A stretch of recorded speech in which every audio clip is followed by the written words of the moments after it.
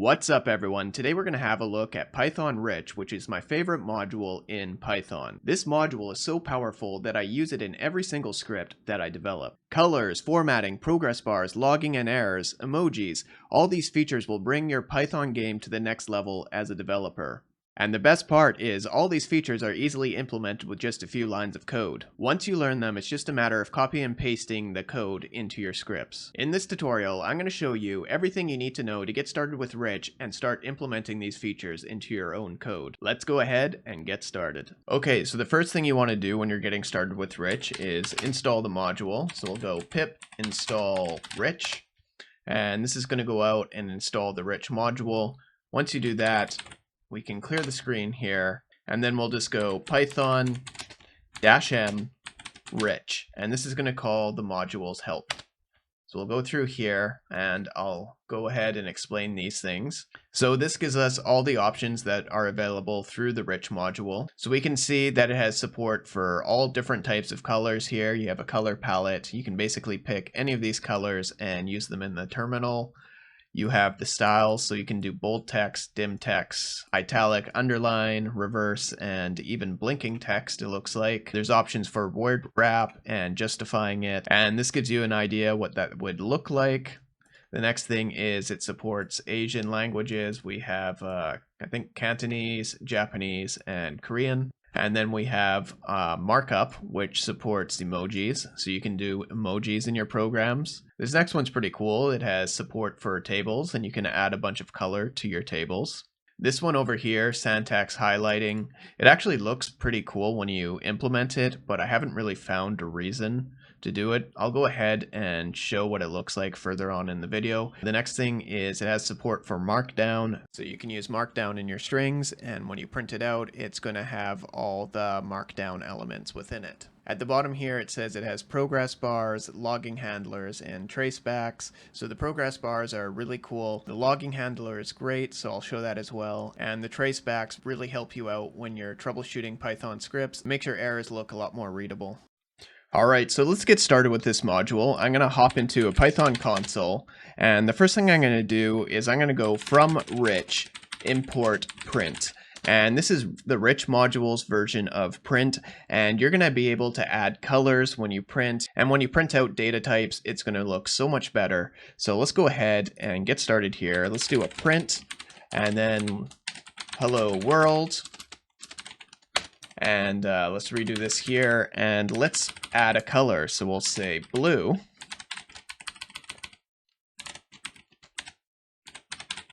To both sides and print it out, and you can see that's how easy it is to add color. If we wanted to add red, we just put red here, and you can see how easy it is to add color to your print statements. Now if you want to do an emoji, we can rerun this print. And the way to do emojis is with these colons and then put in the emoji name. So we'll do vampire, and let's just check another one. Let's do poop. I'm not sure what you would use that for, but maybe it's good in a log statement or something. Now the next thing I'm going to print out is, let's do locals. So this command basically prints out all your local variables within Python. You can see I printed out here just normally, and there's no highlighting, so it's a little tough to read. But if I go print locals using the Rich print module, you can see that it sort of does it like a pretty print style, and it also adds in the color, so it's much easier to read. Now you can do this with strings, lists, and dictionaries as well. Basically it's going to take any Python object, print it out nicely, and spice it up with some colors to make it that much easier to read. Now if I want to take this a step further, I don't want to type the print statement, I just want to type in a variable name, and I want it to print nicely to the Python console. All I need to do that is import the pretty function of Rich. So let's go from Rich, import pretty, and then we'll go pretty.install.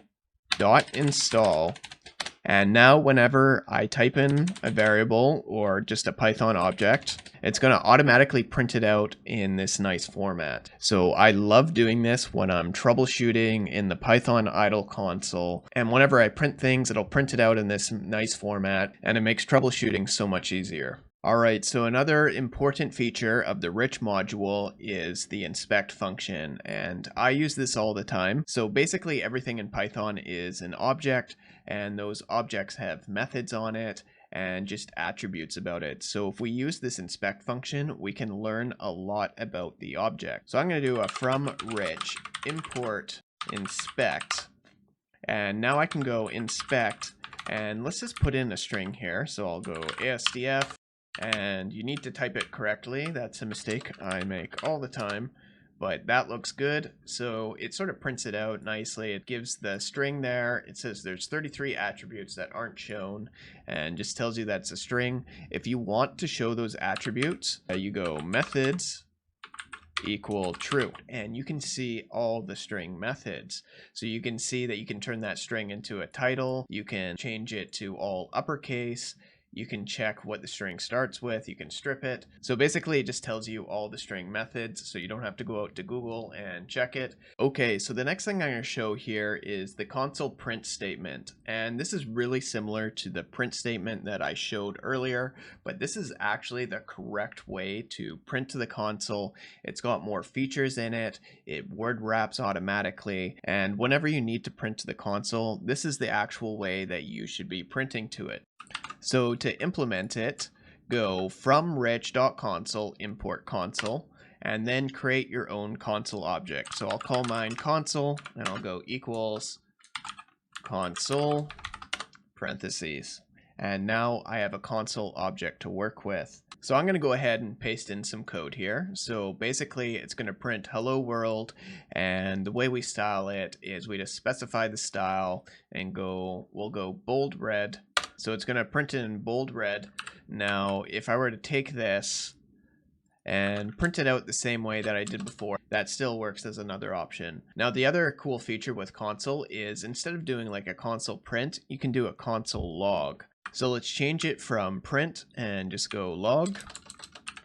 And you can see that it adds a nice little timestamp there. So this is a nice way to get a colored timestamp without having to use the full-blown Python logging module. Now, if you are using the Python logging module, Rich provides a logging handler for it. So I have a new Python terminal open here, and I'm going to paste in some code. And you can see that this is using the official Python logging module.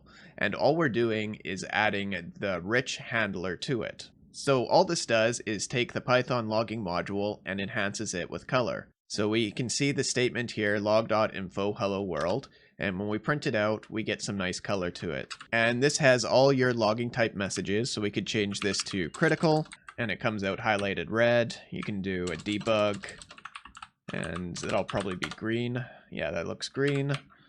And then you do a warning, and it comes out red. So with really just one line of code, it brings a lot of life into your basic logging module. Now, if you're not familiar with what the logging module is in Python, I have a full video on it, so go ahead and check that out. I'll put a link up at the top.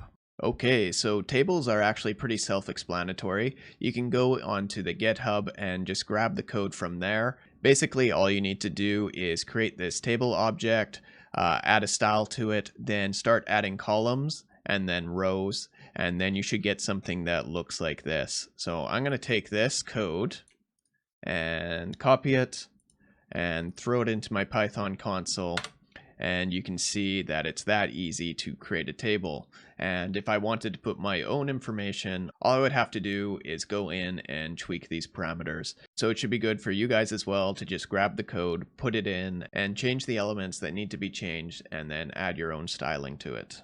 Okay, so this next thing is really cool here. We can actually add progress bars to our application, and it's really simple to do. I'm going to paste in some code here. And just a quick look at the code at the top, just a quick look at our code here. At the top, we're importing the sleep function, and from Rich, we're importing track. And then at the bottom here, we have a basic for loop using a range. So it's basically counting 1 to 10. It's going to sleep for 1 second, and then it's going to tell us the progress. So I'm going to go ahead and run this loop here.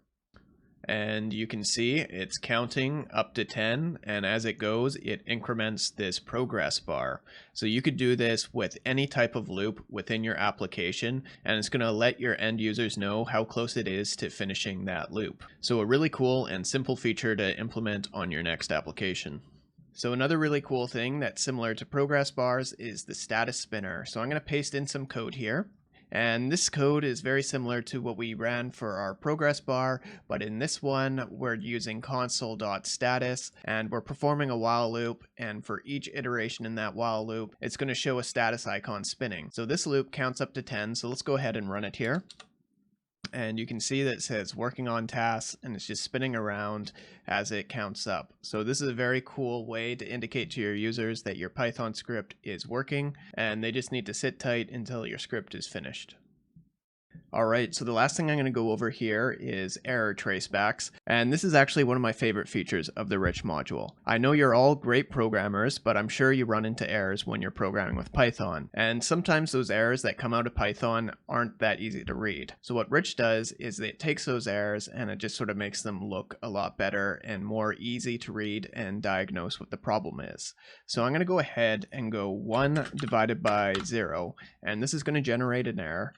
And this is what an error looks like in Python by default. So not much to it and not that easy on the eyes. The tracebacks can get especially complicated as your code gets more advanced, and this is where a module like Rich can really help us out. So it's just 2 lines of code here. We're first going to import the Rich traceback module, and then we're just going to type install. And this is going to set up your Python environment to give good tracebacks. So let's go ahead and divide by 0 again. And you can see how much better that looks. I use this for all my production applications, and it really makes troubleshooting so much easier.